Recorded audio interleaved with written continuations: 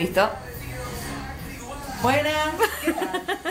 Hoy es viernes a la noche, estamos disfrutando un fin de semana espectacular, un clima bárbaro, alto fin de semana para salir, para no quedarse en su casa. Pero eso sí, chicos, si salen, salgan con el libro bajo el brazo y estudian. Como todos los días, como todos los fines de semana, prometido un video educativo para subir y que todos ustedes vean y aprendan, o por lo menos tengan más ganas de estudiar, ¿no? Y lo decimos en serio, que tengan más ganas de estudiar, a llevarse menos materias en diciembre. La vez pasada estuvimos en Plaza de Mayo filmando un video muy interesante sobre historia argentina, sobre un poco de arquitectura, sobre los héroes de Malvinas, hablamos un poquito de Facundo, civilización y barbarie de Sarmiento, y hoy, para no perder la costumbre, matemática general. Este video va especialmente dedicado para los chicos de quinto año de la escuela de capital, sexto año de la escuela de provincia, que se vuelven locos y se agarran de los pelos cuando tienen que hablar de límites, derivadas, integrales y toda la mar en coche esa que todo el mundo ha pasado pero que nadie ha muerto y todos hemos sobrevivido, incluso quien les habla que ha sobrevivido a los límites integrales. Tenemos un capítulo, el capítulo 20 de este libro, que no fue editado en el año 20 pero que sí es un poco antiguo, pero los libros de antes son mejores que los de ahora, ¿vieron? Que tienen como más contenido, toda la cosa. Bueno, vamos a referirnos especialmente en el capítulo 20 de este librito. Funciones de dos variables, derivadas y diferenciales máximos y mínimos para que preparen su ingreso a la universidad.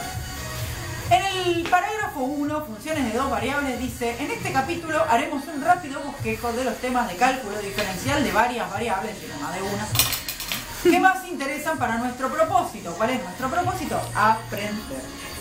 Hasta ahora hemos estudiado sistemáticamente funciones y igual a f de x. Acuérdense que las funciones y igual a f de x son las funciones lineales, es decir, las que trazan en el gráfico cartesiano este dibujo de una variable independiente, pero también hemos considerado, sobre todo en el capítulo precedente, funciones de dos o más variables. Y para hablar un poquito de las funciones de dos o más variables, nos encontramos con el ingeniero Pablo Cervera, que además de ser ingeniero es un amigo, y que ha puesto hoy muy gentilmente su casa para que todos disfrutemos de las pistas. ¿Qué tal, Pablo? ¿Cómo estás? ¿Cómo vas, Sabri? Bien, bien. Te quería hacer una consulta a él, que la tiene más clara que yo con la matemática. Cuando hablamos de funciones de dos o más variables, ¿a qué nos estamos refiriendo? Mira, nos estamos refiriendo a funciones en las cuales tenemos una f de x si fuese de una variable, o f de x y z para dos variables. O sea que estamos dependiendo de dos puntos para tener un producto.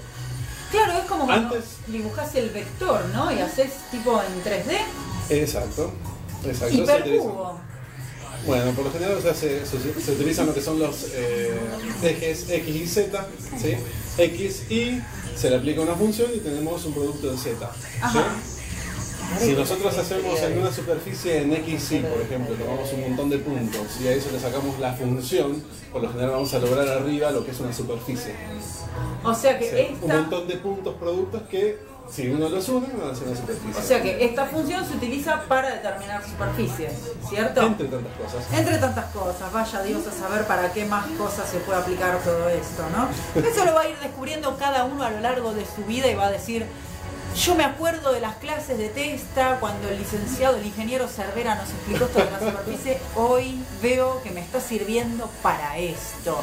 Y probablemente estén construyendo su casa, por ejemplo.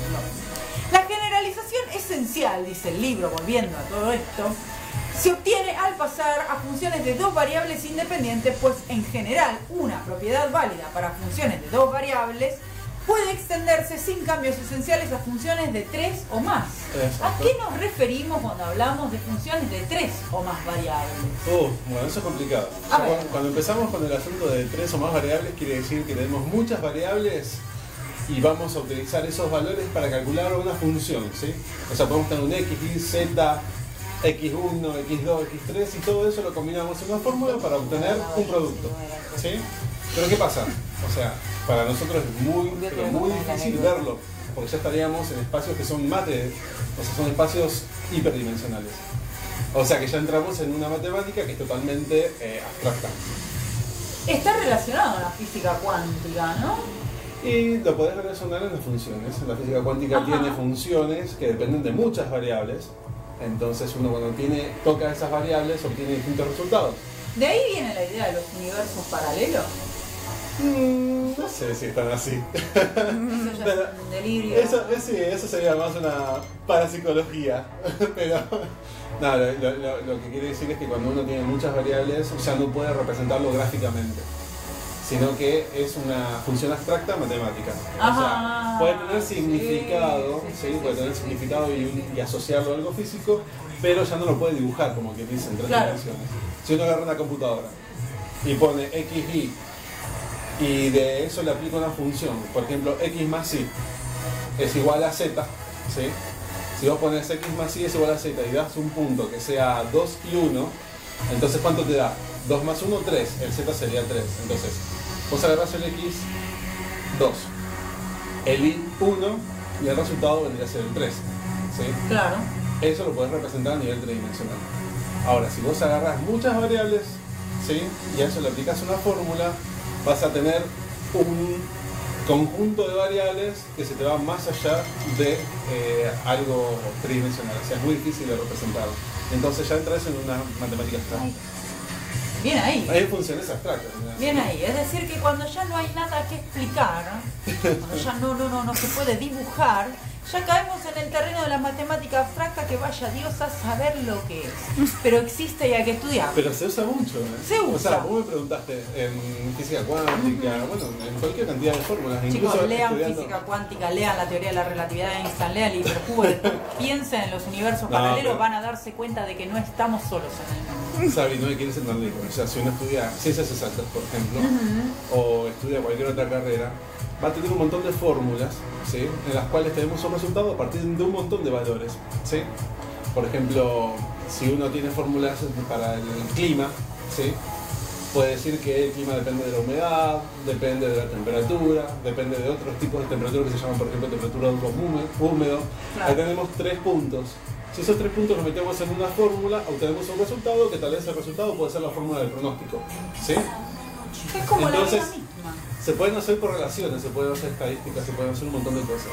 Qué buena onda. Eso sí, no se puede dibujar esa fórmula, así de fácil. Qué buena onda. Hemos llegado a la conclusión entonces, para cerrar este video, es una cosa muy introductoria, si les interesa pueden seguir consultando en funciones de 2 o más variables, que en algún punto la matemática y la vida en algo se parecen. Hay momentos en la vida donde uno puede definir claramente qué es lo que nos pasa. Es como más o menos cuando hablamos de una función f de x, que es una función pasible de ser expresada en una hoja. Ahora hay momentos en la vida donde uno va acumulando varias cosas que hacen que uno sea lo que es. Eso sería más o menos como la matemática abstracta, ¿cierto? Que uno va colocando, ¿no?, en varias fórmulas un resultado único que define a todas esas distintas fórmulas que no fueron capaces de ser dibujadas. Es como cuando uno dice, ya está, hasta acá llegué, colmaron mi límite. Cuando yo me enojo en la escuela, ahora tienen evaluación del día porque me hicieron renegar, porque me hicieron la tarea, porque el aula es un desastre. Bueno, todos esos conjuntos de cosas que uno va acumulando hacen como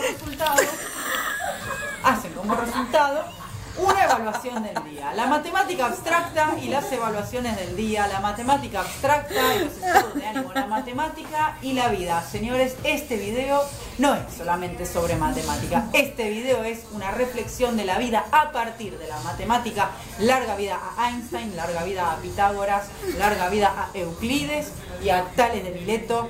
También te queremos.